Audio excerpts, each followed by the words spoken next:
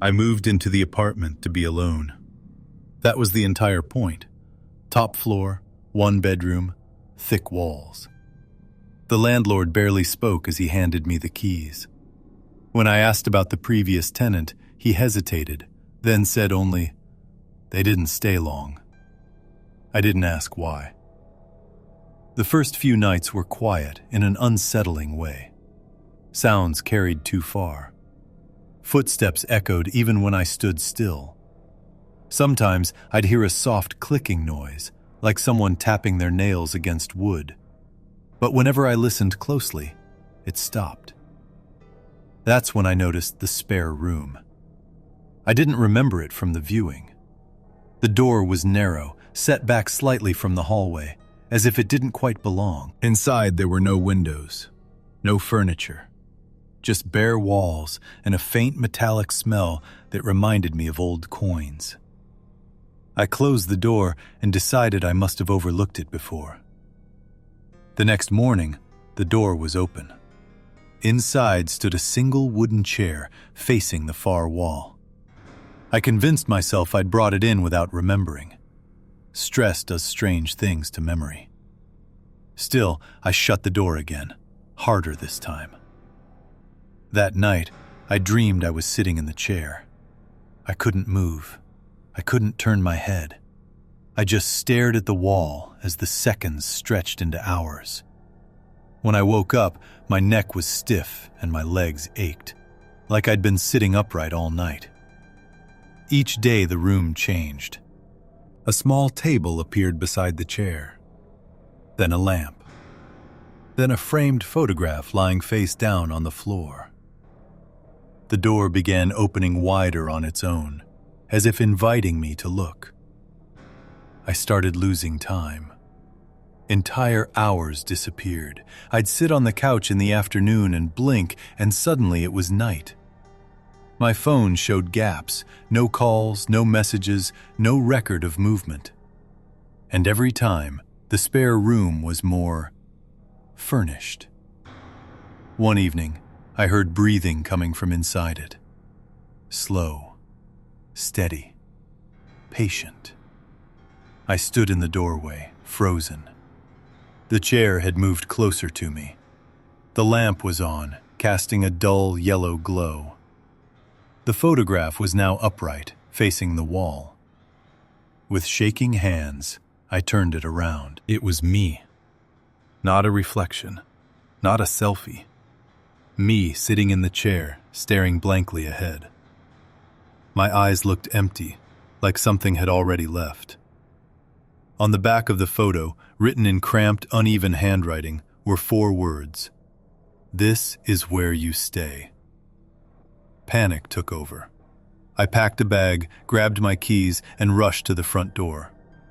It wouldn't open. Behind me, the chair scraped softly across the floor. The breathing was closer now. And for the first time, the room felt complete.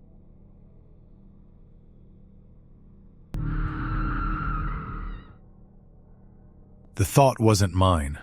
I knew that immediately. It appeared suddenly, fully formed, while I was washing dishes. "You should check the lock again." I hadn't thought about the lock. I hadn't been worried. But the thought felt urgent, heavy, like it had weight. I checked the door. Locked. Still, the unease lingered. The thought started happening more often. Move the knife closer. Don't sit with your back to the window. They can hear you thinking. I tried to ignore them. Everyone has intrusive thoughts, right? But these didn't feel intrusive. They felt observant. I tested it. Thought deliberately, "This is stupid." Immediately, another thought answered, "You don't believe that." My stomach dropped. The thoughts knew what I felt before I did. They corrected me, anticipated me. Sometimes they finished my sentences. I stopped talking out loud. The silence made it worse. At night, I'd lie in bed while the thoughts whispered warnings. About sounds I hadn't heard yet. about footsteps that arrived seconds later. Don't turn around. One evening, I caught myself standing in the bathroom, holding a pill bottle I didn't remember opening. "This will make it quiet," the thought said gently. That's when I realized the thoughts weren't trying to scare me. They were trying to help, to prepare me. I wrote everything down, hoping to prove I was still in control. When I reread the notes the next morning, some lines weren't in my handwriting. At the bottom of the page, "You don't need to think anymore." That night, I felt relief for the first time in weeks. The thoughts were calm, assuring. We'll handle it from here. I don't remember falling asleep. I don't remember waking up. But sometimes, when I catch my reflection moving a fraction too late, I know I'm still here, just listening.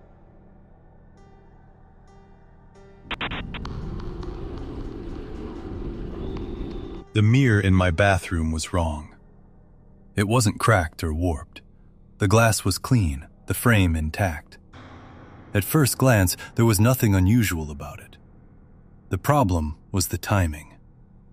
The first time I noticed it, I was brushing my teeth. I smiled at my reflection without thinking. The reflection smiled back, but a fraction of a second too late. The delay was subtle but unmistakable. I stood there frozen, staring at myself as the moment stretched longer than it should have. I blamed exhaustion, but it kept happening. My reflection blinked after I blinked, turned its head just slightly slower. Once I noticed, I couldn't stop watching. It felt like my reflection was waiting, like it needed confirmation before copying me. Then one morning, it stopped copying me at all. I raised my hand. My reflection didn't move. It just stared back at me, eyes focused, expression calm and unreadable. Not confused, not surprised, curious. I stepped back, heart pounding, and slammed the bathroom door shut. When I opened it again, everything was normal. Perfect synchronization. I convinced myself I'd imagined it. I hadn't. Soon, my reflection began smiling when I wasn't. Its expressions didn't match my emotions anymore. Sometimes it looked tired before I felt tired. Other times, it looked relieved while I felt afraid. I covered the mirror with a towel. That night, I dreamed I was standing in front of it. The towel was gone. My reflection pressed its hands against the glass, its mouth moving silently. When I woke up, the towel was on the floor. The problem spread. Dark windows reflected me even when it was pitch black outside. My phone screen lingered on my face after I turned it off. The television showed my reflection watching me instead of the room behind it. Always watching. My reflection started doing things before I did them. Scratching its arm where I later found red marks. Rubbing its temples minutes before headaches hit. Predicting me. One night, I saw my reflection mouth words I hadn't said. "You're tired." I woke up standing in the bathroom. My feet were cold against the tile. I didn't remember getting out of bed. The towel lay crumpled on the floor. The mirror showed my reflection smiling softly, its palm pressed against the glass. "You don't have to do this anymore," it said aloud. I tried to scream. Nothing came out. The reflection leaned closer. The glass rippled like water. "I can do it better," it whispered. I felt myself step back. The reflection stepped forward. Now everything is normal. The mirror copies me perfectly. No delays, no mistakes. People say I look healthier, calmer, like something heavy has been lifted. Sometimes, late at night, I catch my reflection watching me with relief, and I understand the truth. The mirror never lied. It was waiting for me to stop fighting.